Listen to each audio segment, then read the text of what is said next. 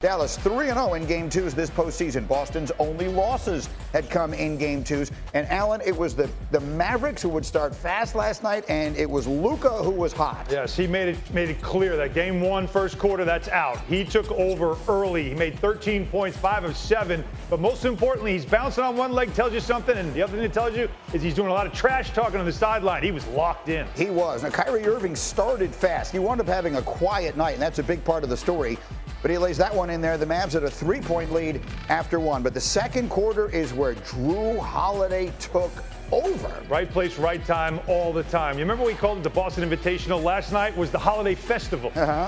That's perfectly said. He had 17 points at halftime. Jason Tatum, by the way, 7 assists in the second quarter.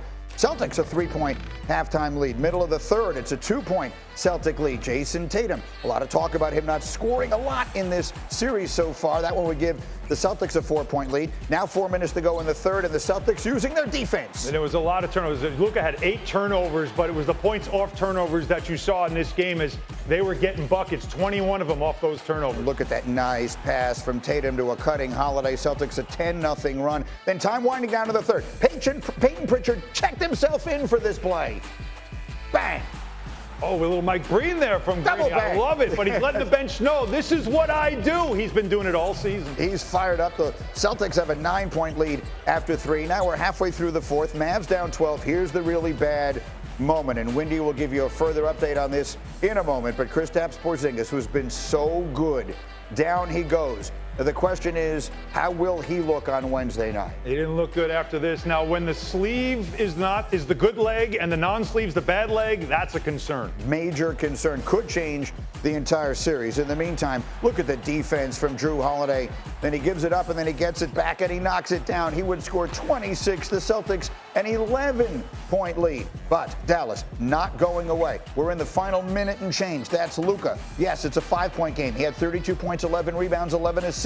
Then off a Celtic miss, here's the biggest play of the game, P.J. Washington. And watch the left hand from Jaylen Brown, a little chase down. Usually P.J. can get to the rim, but when you get pushed like this, he gets rejected actually by the rim first. That should have been a finished dunk and an and one, but instead they call it a block and some controversy. No call was made. Yeah, we're going to get into that in just a moment. Jaylen Brown lays it up and good and puts an exclamation point on it. Brown had 21 points. Celtics win by 7. They take a 2-0 lead in this series. But if you were paying attention to social media and everything else after the game last night, a lot of talk about that P.J. Washington play at the very end there. And as we'll show it to you repeatedly here, one of the things you might notice is, to me, it looks like Jaylen Brown knows he committed a foul. His body language immediately after this play, look, he looks like he's like, okay, well, that's the end of that play. And we're, he's going to the line. Windy, what should we expect when the 2-minute report comes out today?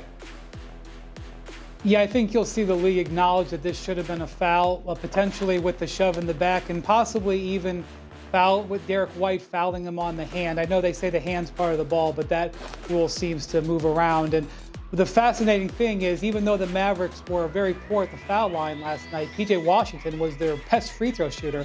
So he was 4 of 4 at the line. He makes those 2 free throws.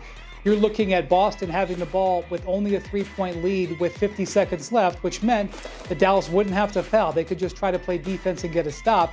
I, for one, would have loved to have seen how the Celtics handled that situation, but as has been said many times over, being told you the call was incorrect in the 2-minute report doesn't change anything.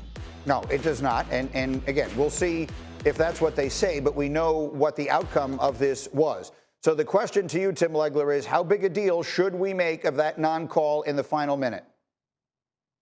I don't think a huge deal. Look, it's not like this was a tie game where they're down 2. They're still going to be down 3. Even if they make the call and he makes the free throws, they're still going to be down 3. And with an offense that just hasn't been operating at peak efficiency yet. There's no question it's a foul. But here's the thing. I'll say this. Watching it live, I didn't catch that at all. I didn't even see that until about the third replay when they showed super slow-mo from a totally different angle. The angle from behind Jaylen Brown, that angle right there. When they slowed that down, you could see and zoom in on his hand. That's the first time I saw it. So I really honestly can see how that was missed by the officials in the moment. There's no doubt they're going to acknowledge that this was contact. Clearly should have been a foul. But again, that's like a restaurant after you get food poisoning saying, oh, our bad, that was on us. Right. It doesn't change the nausea. But I guess what I'm trying to ask is, did it change the result of the game? Big Perk, how big a deal should be made of that non-call in that spot? Look, I don't give a damn about the 2-minute report, the 1-minute report, the 30-second report. I don't want to hear about, oh, it should have been, or what if it could have been, or if was a fifth, we all be drunk. This is not the reason that the Dallas Mavericks lost the game. And here it is again, right? Everyone in the world overreact to this one play down the stretch in the fourth quarter, but forget about the plays that happened in the first, second, and third quarter with all the damn turnovers. How many turnovers did the Dallas Mavericks have that were horrible turnovers that actually led to transition buckets? Not turnovers where they got a chance to get their defensive set, and a lot of them was on Luka Doncic. So at the end of the day, I know we can highlight this play, and fans around the world, especially the Mavs fans, will say, oh, that was a foul, it should have been called, the game is rigged. No, it's not. Like, Dallas missed free throws. Luka missed free throws. They missed bunnies. They broke down. They had bad transition defense. They gave up in the first quarter a transition bucket to Al Horford after a made basket. Like, those things can't happen. So I don't want to hear about the 2-minute report. And I damn sure don't want to hear about whether that was a foul or not. And if PJ would have went to the line, he would have hit his two, and then you had the ball in Luka's hands. He probably could have tied it. Like, I don't want to hear that. It's still, like, it was a game. I don't want to, you can't predetermine the outcome. I get it. But still, we have seen Dallas do this before where they'll make a late push and steal one, and Boston will give you a game as well. That's a call you got to make. You get to the line. Now I have a chance to get a stop, and then I have Luka Magic who can knock down a three, and now we go to overtime. Then what? The playoffs are all about applying pressure. That would have applied some pressure on the Celtics where they haven't felt a lot of it. That's a call if I'm Dallas that I'm not happy about it. And you're right. Who cares about the 2-minute report? Because it's already 2 minutes too late. It's just too late. But still, that bothers me in the moment because I've had a bad game, but defensively I've played better. I had a chance to make it a one-possession game with a chance to force overtime and maybe steal one, and they don't make that call? Come on now. Like, that would bother me if I'm Dallas, and it should bother Jason Kidd and company. Go ahead, Perk. What should be bothering you is how horrible Kyrie Irving has been playing if you're the Dallas Mavericks. It doesn't matter. That's what should be bothering you. Listen, look, when Peyton Pritchard hit that half-court shot at the end of the third quarter, I said to myself right then that this game was over. Because, because Dallas was making a push, and all of a sudden when he makes that shot, the momentum changed. Now all of a sudden the crowd is into it, and yes, Dallas kept punching, they kept fighting, but the Celtics just had another gear defensively. At the end of the day, I don't think that P.J. Washington call would have changed the outcome of the game. Not at that particular moment. I just don't. Let me say this. We don't, obviously we'll never know. And Perk, if you were here, I would agree with you because you're just so much bigger than me. But because you're not, I'm going to tell you why Alan is right. Because I'm old enough to remember a game that was as over as a basketball game could possibly be. It happened about 6 weeks ago at Madison Square Garden. The Knicks were about to eliminate the Sixers from the playoffs. And Tyrese Maxey put together one of the craziest little finishes we've ever seen, and Philly won the game. Crazy things can happen. Now, here's the defense of it, Perk. So a bad call, it could change it. Would they have won the game? Probably not, but we'll never know. Here's the other side of it. I just don't think it's that egregious a miss.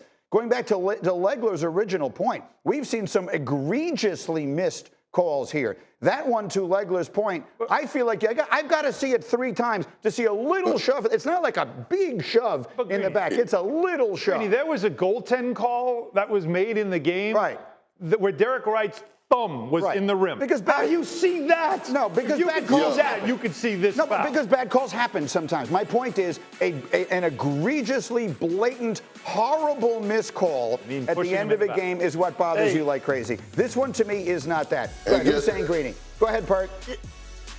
And me, I am Greeny. And guess what? You know I got an old soul, right? And the wise man once told me, don't leave the game in the officials' hands. Control what you can control. If you control the first, second, third quarter, if you cut down on the turnovers, if you have enough discipline to stop breaking defensive assignments, if you get back in transition, if you play with effort for 48 minutes, then it doesn't come down to that. Like I said before, if Kyrie Irving would have played just a little bit above average, he didn't even have to play great last night. I feel like the Mavs would have walked out of there victorious, but he didn't. The Mavs were so poorly through in so many areas. Tim Legs talked about this earlier in the show. They are breaking so many assignments. They're not doing a lot of things great. The effort. You do not give up transition buckets the way the Mavs do and expect to win a championship on the biggest stage in basketball. I get it. All I'm saying, and Legs, I'll give you the quick final word on this. All I'm saying is weird things happen. The team that plays better doesn't always win because something weird happens at the end of a game. And that could have happened last night. I obviously can't sit here and tell you it would. I'm certainly not sitting here telling you the game is rigged. Bad calls happen all the time. That one was, to me, not an egregious miss, but it was a little miss. And Legs will never know what the game would have been in a 3-point game in that final, whatever it was, 50 seconds. Yeah, correct. I'm just not overheated about this because I just think it was a very subtle call. The attention of the officials is going to be up toward the rim where the basketball is, where there was a clean play on the ball, and they missed it. Here's what I'm saying. Dallas has done so many things poorly through 2 games that you don't feel quite as bad for them in that moment. If this was a team that just, they played their hearts out, they played as well as they could possibly play just to be in the game, and something like that happens, yeah, maybe you feel a little bit worse for them. But I think there are so many areas in which they have not been as good as they've been for the last 3 months that, for me, I'm not going to get too overheated about that call. And I picked Dallas to win this series. I thought they had a great chance to win it. They just haven't been close to their best level. And as a result, they don't get the benefit of the doubt on that call either. I'm on